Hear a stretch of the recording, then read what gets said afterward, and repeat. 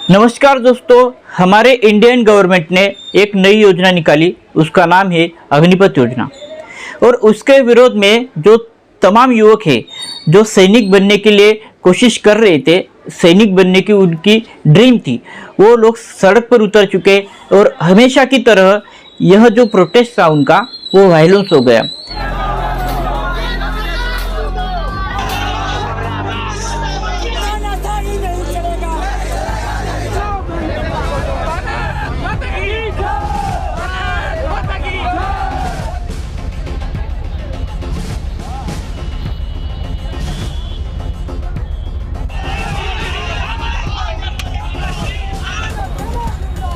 कई जगह पे बसेस जलाई गई, बहुत सारे जगहों पे ट्रेन जलाए गए, बहुत सारे जगहों पे जो पब्लिक प्रॉपर्टीज थी उनको आग लगा दी गई। लेकिन आखिर में सवाल उठता है कि यह कौन सी ऐसी योजना है कि जिसके खिलाफ युवक जो लोग हैं हमारे भारत के वो प्रोटेस्ट कर रहे हैं और उनके मन की जो आग है वो भड़क उठी। तो चलिए इस अग्निपथ योजना के बारे में वीडियो में टोटली डिस्कस करते हैं। इस अग्निपथ स्कीम के अनुसार जो भी कोई कैंडिडेट सैनिक सिलेक्ट होता है तो उसका कार्यकाल 4 साल का रहेगा, मतलब उसके बाद वो रिटायर्ड हो जाएगा। लेकिन एक सोचने वाली बात ऐसी है कि जिस सेना में वो भर्ती हो रहा है उसकी वो ट्रेनिंग 6 महीने की होती है, सबकी ट्रेनिंग 6 महीने की होती है। लेकिन उसके बाद जब उसका किसी जगह पे सिलेक्शन होता है, इन्फेंट्री सिग्नल जैसे लेवल पे, तो उसका और अलग प्रशिक्षण दिया जाता है, अलग ट्रेनिंग उसकी दी जाती है। मतलब उसका जो 40% टाइम होता है वो इसमें चला जाता है। मतलब 4 साल की उसकी सेवा रहेगी, उसके बाद वो रिटायर्ड होगा और उसी 4 साल में उसके ट्रेनिंग्स भी आएगी। तो पता नहीं चलता कि कोई ऐसा सैनिक है जो कि प्रॉपर सैनिक बन पाएगा। जब भी किसी सैनिक का 4 साल पूरा होता है तो उसके बाद उसको रिटायर्ड करा दिया जाएगा और उसके हाथ में एक सर्टिफिकेट दिया जाएगा और उसके ही साथ में उसके हाथ में 11.71 लाख रुपए भी दिए जाएंगे। और यह पैसा सरकार नहीं दे रही है, वो यह पैसा उसी सैनिक के जो पेमेंट से सैलरी है उसमें से 30% कट होता रहेगा और आखिर में जाके उसको 11.71 लाख रुपए मिलेंगे। मतलब यह पैसा उसी सैनिक का है।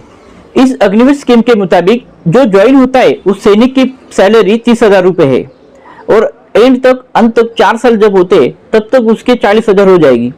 लेकिन 4 साल बाद उसको वो जॉब छोड़नी है, वो सख्ती से रिटायर्ड हो जाएगा। तो सवाल ये उठता है कि 4 साल बाद हम नौकरी क्यों छोड़े। एग्जैक्टली एक उदाहरण के तौर पर देखा जाए तो इंडिया का जो कोई भी एक युवक है तो उसकी शादी 21 से 25 साल के बीच में करने की कोशिश होती है।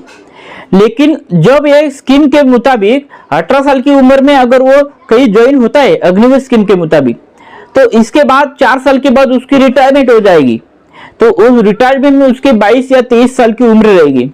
मतलब जिस उम्र में उसकी शादी करने की सोची है या उसकी कोशिश चल रही है उसी उम्र में वो रिटायर हो जाएगा।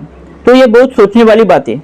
जिस उम्र में उसकी शादी होनी चाहिए उस उम्र में वो रिटायर्ड होता है और उसके हाथ में एक प्यारा सा अग्निवीर नाम का सर्टिफिकेट दिया जाएगा, उसके हाथ में 11 लाख रुपए दिए जाएंगे, उसे तरह तरह के आश्वासन दिए जाएंगे, उसको बताया जाएगा कि किसी भी प्राइवेट सेक्टर पे तुम्हें नौकरियां मिलेगी, अलग अलग तुम्हारी जो स्किल है उस लेवल पे तुम्हें नौकरियां मिलेगी। लेकिन इसकी गारंटी कौन लेगा। इस अग्निवीर स्कीम के मुताबिक 4 साल जब पूरे हो जाएंगे तो उसमें से सिर्फ 25 कैंडिडेट को सिलेक्ट किया जाएगा हमेशा की तरह परमानेंट नौकरी को। लेकिन जो 75 जो कैंडिडेट्स है उनको वहां से रिटायर्ड किया जाएगा। मतलब जिस उम्र में उसकी शादी होनी चाहिए उस उम्र में फिर से वो जॉब ढूंढने की कोशिश करेगा। तो क्या यह सैनिक ही कहलाएंगे। सरकार कहती है कि 4 साल के बाद उसके हाथ में एक बड़ा सा सर्टिफिकेट दिया जाएगा, उसको 11.5 लाख रुपए दिए जाएंगे, तमाम उसको सुविधाएं मिलेंगी। लेकिन इसकी गारंटी कौन लेगा। अगर किसी के हाथ में आपने सर्टिफिकेट दे दिया कि जाओ जाके जॉब ढूंढ लो, मिलेगी कई जॉब। अभी बहुत सारे युवक लोग हैं उनके हाथ में engineering, BEd, DEd, teachers, doctors की डिग्री हाथ में पड़ी हुई है लेकिन जॉब्स नहीं मिल रहे हैं।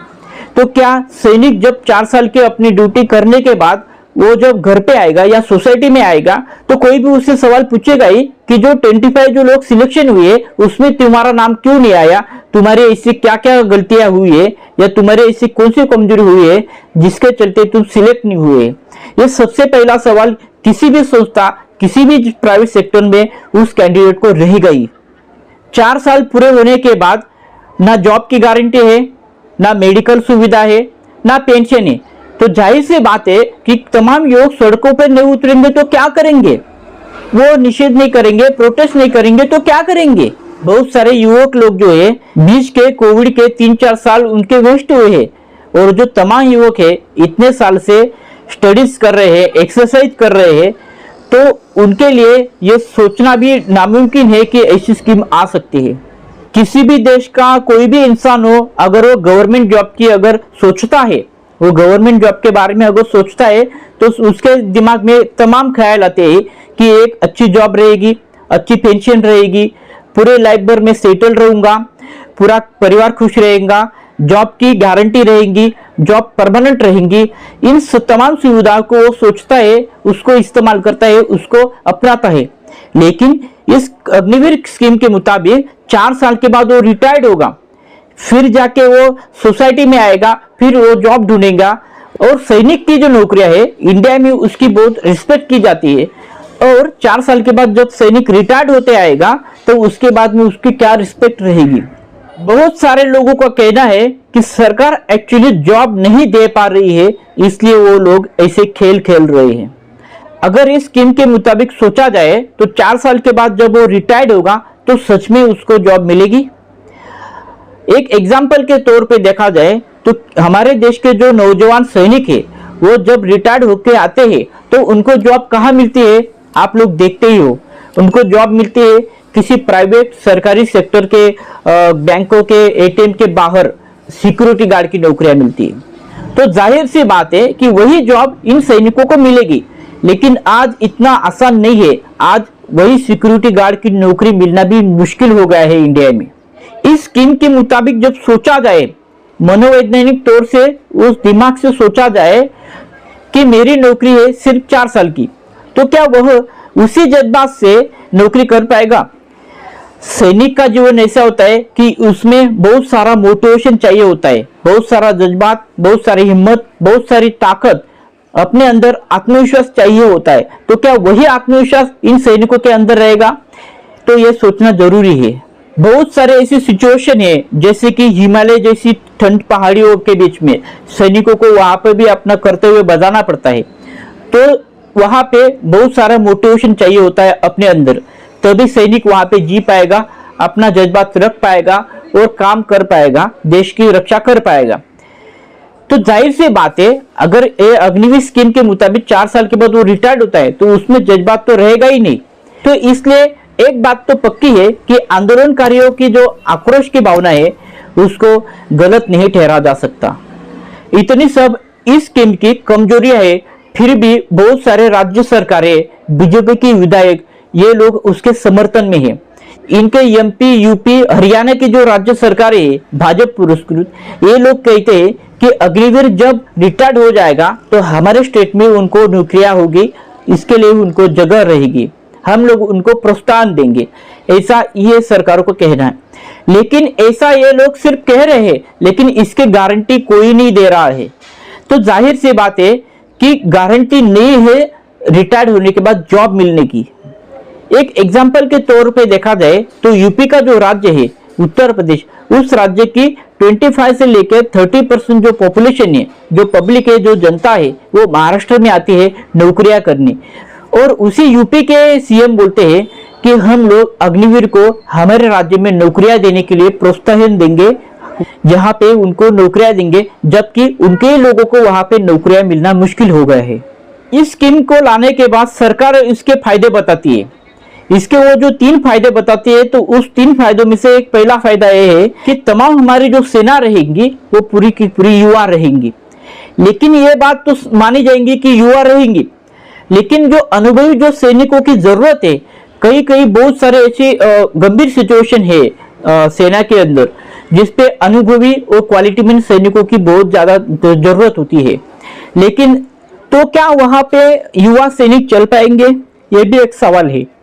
और सबसे महत्वपूर्ण दूसरा फायदा बताया जाता है कि जो मिलिट्री पे जो लोड आया है पेंशन का, वह लोड कम हो जाएगा।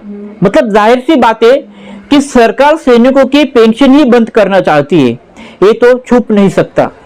और सरकार यह भी कहती है कि ये जो पैसे हैं उसको बचा के हम मिलिट्री की सुविधा बढ़ाएंगे, तमाम नए नए हथियार लेंगे। लेकिन एक जागरूक नागरिक के तौर पर अगर सोचा जाए तो क्यों ना हम इसे हमारे एमपी, एमएलए, मिनिस्टर्स के सैलरी को कट करें, इनकी पेंशन को बंद करें। हमारे इंडिया में अगर कोई एक इंसान एमपी, एमएलए, मिनिस्टर बन जाता है तो उसको जिंदगी भर के लिए पेंशन मिलती है। लेकिन सिर्फ पेंशन ही नहीं, तमाम वह सुविधाएं मिलते हैं जो एक सामान्य नागरिक को मिलने चाहिए। तो क्या यह सब बंद नहीं कर सकते? ये तो बंद कर सकते हैं, ये लोग वैसा सोचते भी है, लेकिन ऐसा ये लोग कभी नहीं करेंगे क्योंकि पॉलिटिशियंस की जो नीयत होती है वो कभी भी साफ नहीं रहती।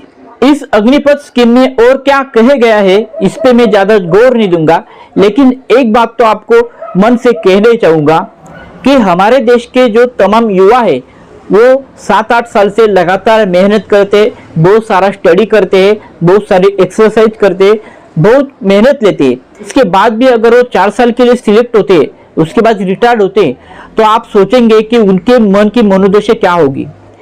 इस वीडियो को खत्म करने से पहले मैं कुछ बातें आपको दिखाना चाहूंगा। 4 साल में क्या करेंगे?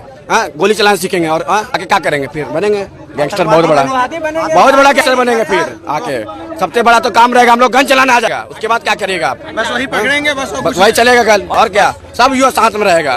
4 साल बाद आएंगे सब एकदम गुड बन के, फिर सबसे बड़ा गैंगस्टर बनेंगे, फिर झेलेगा नेता नेती लोग इतना। सर हमारे पास कोई रिएक्शन बचा ही नहीं है, क्योंकि जो भी एक आशा, एक उम्मीद परिवार की, हमारी जो सपने थे वो एक लाइव प्रेस कॉन्फ्रेंस के द्वारा ख़त्म कर दिया गया।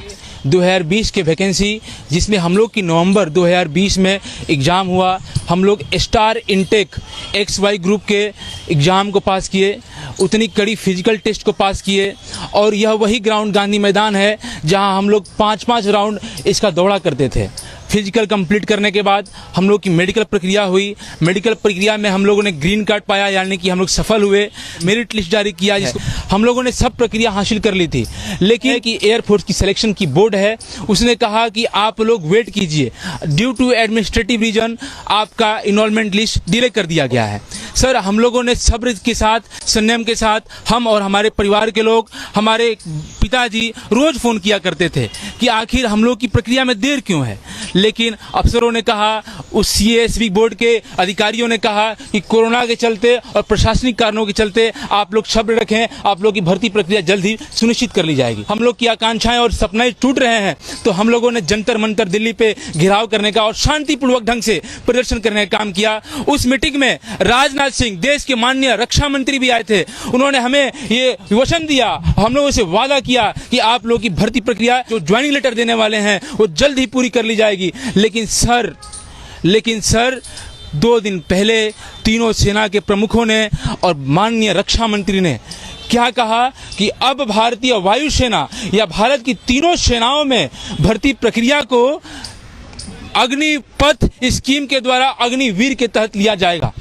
सर हमारी क्या गलती थी, बता दो हमें, हमारी क्या गलती थी सर कि हम गरीब माता पिता और किसान मजदूर के बेटे हैं। सर मिठाइयाँ भी बांटा, लेकिन आज 3 दिन बीतने के बाद आज का बस 2 मिनट पहले की प्रेस कॉन्फ्रेंस यह स्पष्ट कर दिया है। BR चौधरी, अनिल पुरी, इन तमाम लोगों से प्रेस कॉन्फ्रेंस में अभी बात किया गया, तो इन लोगों ने बोला कि अब जो भर्ती प्रक्रिया होगी वो केवल अग्निपथ स्कीम से ही होगी।